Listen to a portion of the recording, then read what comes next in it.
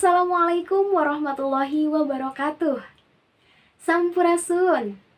Wilujeng patepang deui sareng simkuring Septiani Puspita dina pangajaran Basa Sunda kelas 7. Kumaha daramang siswa-siswi sadaya? Mudah-mudahan aya dina kaayaan sehat walafiatnya sareng teras sumanget dina diajar. Siswa-siswi sadaya dina danget ayeuna urang baris medar materi ngeunaan dongeng. Namun sate acan lebet kana materi, urang pedar heula ngeunaan kompetensi dasar sareng tujuan pembelajaran. Mangga siswa-siswi tiasa ningal dina layar. Tah, eta mangrupa kompetensi dasar sareng tujuan pembelajaran dina materi dongeng. Ayeuna mangga hidup regepkeun dongeng anu baris dipidangkeun. Zaman baheulaning baheula di sabudeureun Jatiluhur Purwakarta ayeuna masih keneh loba leuweung geledegan. Leuweung Ganggong Simanggonggong, leuweung Si Sumenem Jati. Ari anu ngageugeuh di eta leuweung katut gunung-gunung di sabudeureunana, hiji lelembut titisan siluman zaman sangkuriang.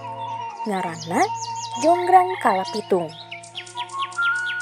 Awakna jangkung badak tanding gunung, kulitna hideung lestreng, bulu kumis jeung janggotna sagede-gede tambak injuk. Buukna gimbal, kakara oyag lamun katebak angin baliung. Estu pikagilaeun jeung pikasieun pisan. Mun ngomong, sorana handaruan tanding gugur. Hese ngabedakeunana, naha keur leuleuy atawa keur ambek. Hiji mangsa, Sang Jonggrang Kalapitung hayang ngusep di walungan Citarum, lantaran hayang ngadahar beuleum lauk. Sanggeus ngahuleung sakedapan, taya deui carana iwal ti kudu minta tulung ka urang lembur nu aya di sisi walungan Citarum, nyaeta lembur Cisarua. Barang nepi ka birit lembur, tuluy hohoak ngagerowan urang dinya. "Hei, urang lembur, kadarieu euy!" Sorana handaruan ka madhap papat. Ngadenge panggero Jonggrang Kalapitung, teu sirikna sapangeusih lembur tamplok nyalampeurkeun. "Aya pikeun saeun naon juragan ngempelkeun abdi di dieu? Abdi sadayana sayogi upami juragan aya kapalai," ceuk kokolot lembur. "Hahaha, hade euy, maraneh buru-buru daratang," ceuk Jonggrang Kalapitung bari muril-muril kumisna anu sagede catang kalapa. Barabat manehna nyaritakeun ka hayangna. Hayang ngusep di walungan Citarum. Anu matak rek menta tulung ka urang lembur, pangnyieunkeun usep anu gede, talina anu gede, sakalian jeung eupanna deui. Pamenta Jonggrang Kalapitung ditedunan ku urang lembur. Terus bae atuh digarawe babarengan, gotong royong rempug jukun nyieun usep raksasa. Sanggeus mangbulan-bulan, usep teh jadi. Gedena sagede jangkar kapal cai. Tali usepna kutambang dadung anu panjangna puluhan meter. Gancangna carita, eta usep teh terus bae digotong ka birit lembur rek dipasrahkeun ka Jonggrang Kalapitung.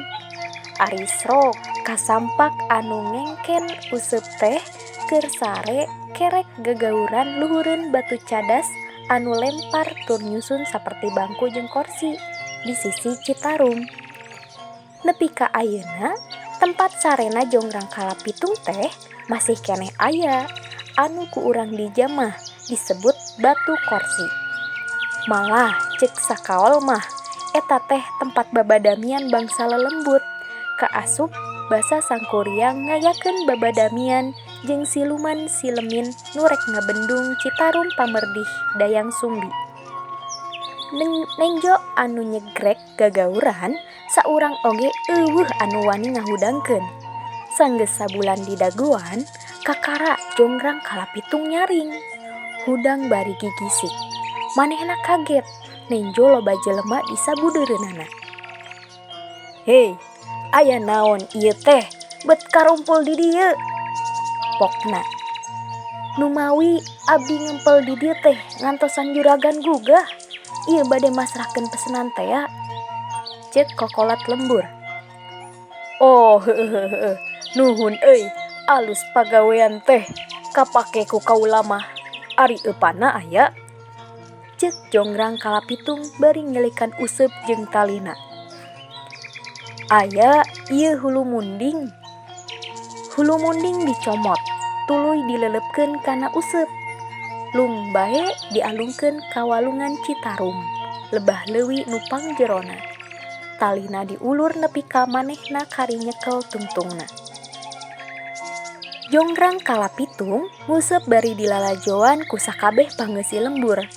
Nangtungna ngajegang, sukuna nu sabeulah nincak gunung, ari nu sabeulah deui napah kana tangkal bungur anu kacida gedena.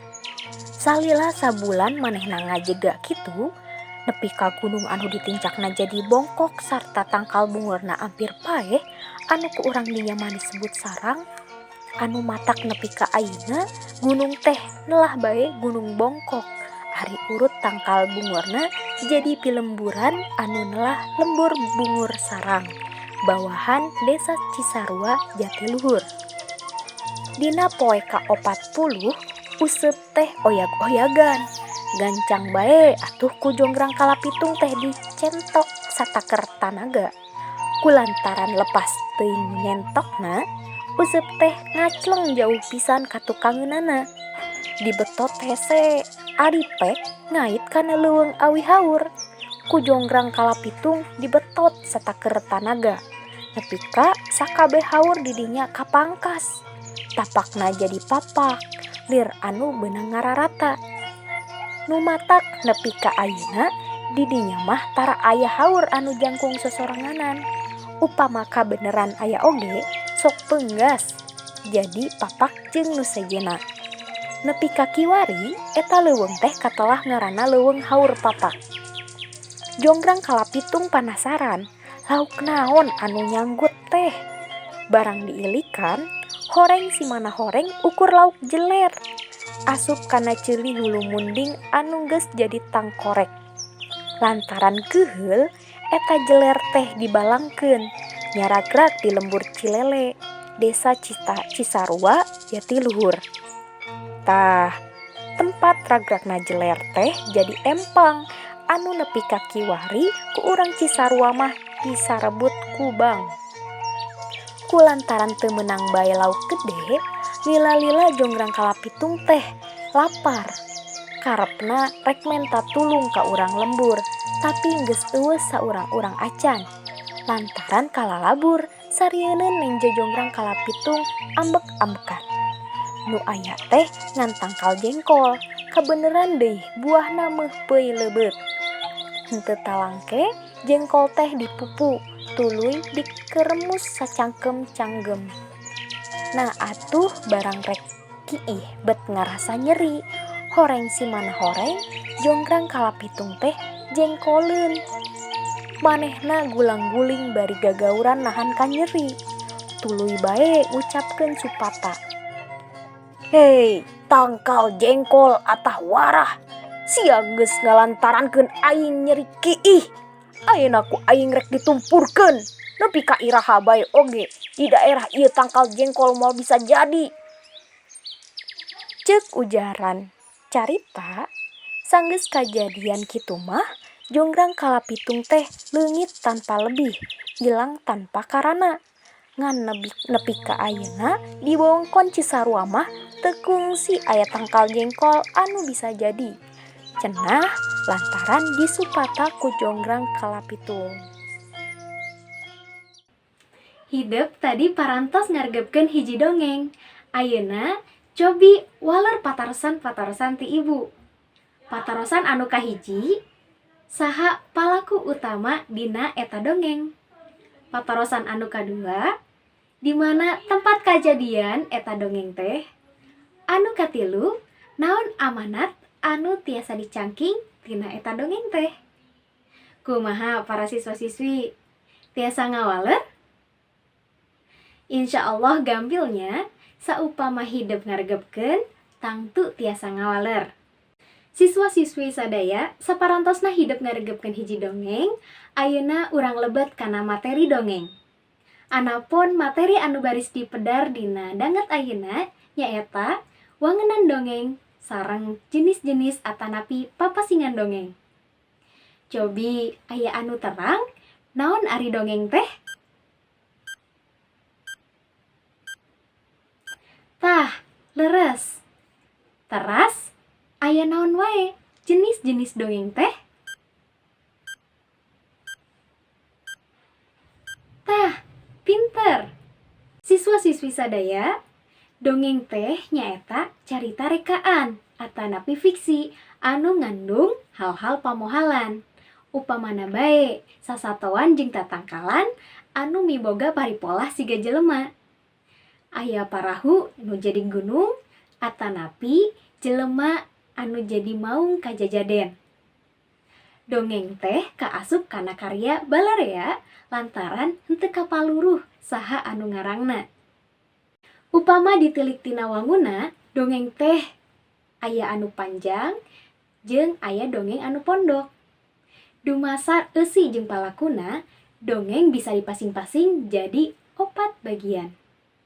Di antarana anu kahiji, dongeng sasatoan atanapi fabel. Nyaeta dongeng anu palakuna teh sasatoan. Contona, dongeng Sakadang Kuya jeung Sakadang Monyet. Anu kadua, dongeng sasakala atanapi legenda. Nyaeta dongeng anu aya patalina jeung asal muasal hiji tempat, barang, atawa hal sejenna. Contona, dongeng Situ Bagendit. Anu katilu, aya dongeng sajarah. Dongeng sajarah nyaeta dongeng anu aya patalina jeung tokoh-tokoh sajarah atawa patempatan anu ngandung sajarah. Contona, dongeng Munding Laya jeung Salaka Domas. Anu kaopat nyaeta dongeng jalma biasa atanapi parabel. Nyaeta dongeng anu palakuna teh jalma biasa. Contona, Si Kabayan. Tah, kitu siswa-siswi sadaya wangunan sareng jenis-jenis dongeng teh. Materi anu tadi dipedar sumber rujukanna nyaeta tina buku Gapura Basa. Rupina cekap sakitu bae laungan dinten ayeuna. Bobo sapanon carang sapakan, hapunten bilih aya kalepatan, tepang deui sareng ibu dina laungan salajengna. Wabillahi taufiq wal hidayah. Wassalamualaikum warahmatullahi wabarakatuh.